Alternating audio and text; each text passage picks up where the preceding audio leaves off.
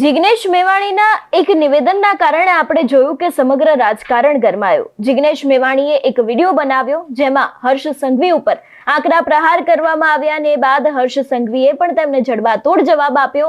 પરંતુ ક્યાંક ને ક્યાંક જે રીતે અત્યારે હાલ રાજકારણ ગરમાયું છે, ગુજરાતમાં ખરેખર દારૂ અને ડ્રગ્સ મળી રહ્યું છે કે કેમ, અને ખાસ કરીને જિગ્નેશ મેવાણીનો જે આ વિડીયો છે એ દરેક વાતને લઈને ચૈતર વસાવાએ શું કહ્યું છે, આજે તેના વિશે વિગતે વાત કરીએ। નમસ્કાર, હું હંસિની અને તમે જોઈ રહ્યા છો નિર્ભય ન્યૂઝ। બનાસકાંઠાની અંદર જ્યારે કોંગ્રેસની જનાક્રોશ યાત્રા હતી એ જ સમયે જિગ્નેશ મેવાણી દ્વારા જોરદાર વિરોધ પ્રદર્શન કરવામાં આવ્યું હતું। સીધો પડકાર નાયબ મુખ્યમંત્રી હર્ષ સંઘવીને ફેંકવામાં આવ્યો હતો। જો કે એ બાદ હર્ષ સંઘવી છે એમને પણ જિગ્નેશ મેવાણીને જડબાતોડ જવાબ આપ્યો। જે વાત કહેવાની હતી એ વાત કહી દીધી। એ બાદ ફરી એક વખત જિગ્નેશ મેવાણી ચર્ચામાં આવ્યા, તેમને પાછું નિવેદન આપ્યું। પરંતુ હવે આ સમગ્ર મામલે ડેડિયાપાડાના ધારાસભ્ય ચૈતર વસાવા મેદાને આવ્યા છે। આપણે જોયું કે તેમને પોતાના સોશિયલ મીડિયામાં પોસ્ટ કરી છે અને કહ્યું હતું કે તેમને પોતે જે ભરૂચના એસપી છે એમને સીસીટીવી ફૂટેજ આપ્યા છે, તેમ છતાં પણ કોઈ જ કાર્યવાહી કરવામાં નથી આવતી અને ઘણી બધી જગ્યા એવી પણ છે કે જ્યાં પોલીસની રહેમ નજર હેઠળ દારૂના અડ્ડાઓ ચાલી રહ્યા છે।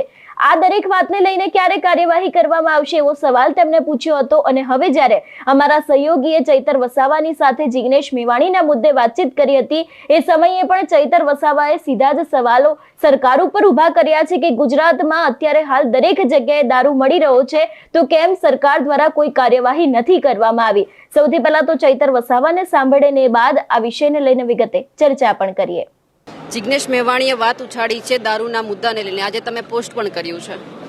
તમે જોઈ લો, તમને પણ ખબર છે, મને પણ ખબર છે, આખા ગુજરાતમાં દારૂ મળે છે, દારૂ વેચાય છે, ડ્રગ્સ વેચાય છે। છેલ્લા 2018થી આ 7 વર્ષનો તમે રેકોર્ડ જોઈ લેશો, કરોડો હજારો કરોડના ડ્રગ્સ પકડાય છે। તમે ગયા વર્ષે 1 વર્ષ થયું, ગયા વર્ષે અમે ભરૂચ એસપીને આવેદનપત્ર આપવા ગયા, આવકાર ફાર્મામાંથી દિલ્હીની પોલીસે 5000 કરોડનું ડ્રગ્સ પકડાયું। એ કંપની આજે ફરી ચાલુ છે। 2400 કરોડનું જ્યાં ડ્રગ્સ પકડાયેલું હતું, drugs and pharma immunity company, એ તો આજે ફરી ચાલુ છે। સાયખામાં જે કંપનીમાંથી 1383 કરોડનું ડ્રગ્સ પકડાયેલું તો આજે ચાલુ છે। મેં ભરૂચ ખાતે અને ગૃહમંત્રીને પણ 35 જેટલા વિડીયો પોલીસ અધિકારીઓ હપ્તા લેતા આપ્યા છે, તમારી પાસે પણ હશે। તો એના પર એમણે શું કાર્યવાહી કરી, એના પર શું કાર્યવાહી? એટલે જિગ્નેશભાઈ મેવાણીએ કીધું છે કે બધા અધિકારીઓ પર અમે આક્ષેપ નથી કરતા ભાઈ, બહુ સારા અધિકારીઓ છે, એમને અમે સેલ્યુટ કરીએ છીએ, પણ અમુક અધિકારીઓ રાતોરાત કરોડોપતિ લાખોપતિ બનવા માટે જે બુટલેગરોનો સહારો લે છે, ડ્રગ્સ માફિયાનો સહારો લે છે, અમે એની વાત કરીએ છીએ। અમારે બધા જ અધિકારીઓ સાથે સારી મિત્રતા છે। પોલીસ અધિકારીઓ માટે વિધાનસભામાં કોઈ નથી બોલ્યું। આ ચૈતર વસાવા, આજે રેકોર્ડ તમે વિધાનસભાનો જોઈ લેજો, ગૃહ વિભાગની ચર્ચા હતી, ચૈતર વસાવાએ કીધું હતું કે પોલીસ અધિકારીઓના રક્ષણ માટે એમના કામના કલાક નક્કી કરવામાં આવે, 8 જ કલાકની ડ્યુટી પોલીસને આપવામાં આવે, એની રજૂઆત મેં કરી હતી। પોલીસ અધિકારીઓને જૂની પેન્શન યોજના મળે એની વાત અમે કરી હતી।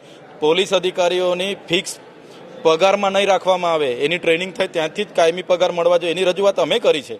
આ ભાજપના લોકો પોલીસ અધિકારીના પરિવારોને ગઈકાલે વિરોધ કરવા ઉતારી દે, આ વ્યાજબી નથી। ગુજરાતની પોલીસ એ સુરક્ષા, સલામતી અને વિશ્વાસ માટે છે ભાઈ, એના માટે નથી તમારી પાર્ટીઓના એજન્ડા માટે। અમારા જેવા ધારાસભ્યને દબાવવા માટે પોલીસનો તમે ઉપયોગ કરો છો, વિપક્ષને દબાવવા માટે ઉપયોગ કરો છો, આંદોલનકારીઓને દબાવવા, વિદ્યાર્થીઓને દબાવવા ઉપયોગ કરો છો। એટલે એ વસ્તુ આ સરકારમાં, આજે સરકારની હાલત શું છે, આજે સરકાર ખાડે ગયેલી છે। એસઆઈઆર જેવી પ્રકૃતિ કંઈ ગુજરાતમાં એટલી થોડી ચાલે છે, આખા દેશમાં ચાલે છે। કોઈ બીએલઓ કેરેલામાં મૃત્યુ પામ્યા એવી નોંધ છે તમારી પાસે? બિહારમાં કોઈ બીએલઓ મરી ગયા એવી નોંધ છે? ગુજરાતમાં 8 જેટલા બીએલઓ મરી ગયા, કેટલા બીએલઓ સુસાઇડ કરી આ સરકારની નીતિઓના કારણે, એમના દબાણના કારણે। સરકાર પાસે કોઈ નીતિઓ નથી, બસ અધિકારીઓને ઉપયોગ કરીને રાજ ચાલે છે। આવનારા દિવસોમાં સરકાર જવાની છે।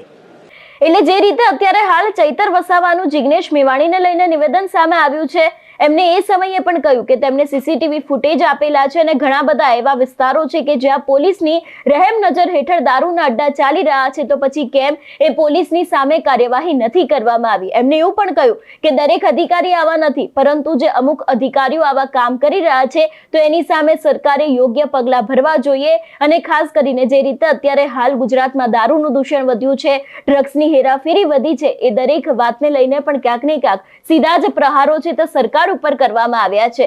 આપણે ઘણા બધા એવા ગુજરાતમાં કિસ્સાઓ જોયા છે કે જેમાં પોલીસ કર્મીઓ હોય છે તે દારૂના અડ્ડાના હપ્તા લેતા હોય છે ને એવા ઘણા બધા વિડીયો પણ સામે આવે છે. પરંતુ એ બાદ સવાલ સરકાર ઉપર તો ઊભા થાય છે, પરંતુ કેમ સરકાર દ્વારા કોઈ કાર્યવાહી નથી કરવામાં આવતી એ એક સૌથી મહત્વનો સવાલ છે. જો કે હવે જોવાનું રહેશે કે જે રીતે ચૈતર વસાવાએ જિગ્નેશ મેવાણીને સમર્થન આપ્યું છે એ બાદ આપણે જોયું હતું કે ઘણા બધા એવા કોંગ્રેસના નેતાઓ છે, લોકો દ્વારા પણ જિગ્નેશ મેવાણીને સમર્થન આપવામાં આવ્યું છે અને કહેવામાં આવ્યું છે કે જે રીતે અત્યારે હાલ ગુજરાતનું યુવાધન બરબાદ થઈ રહ્યું છે, જે રીતે ગુજરાતમાં અત્યારે હાલ ડ્રગ્સની હેરાફેરી વધી છે, તો સરકાર કેમ કોઈ યોગ્ય પગલાં ભરતી નથી.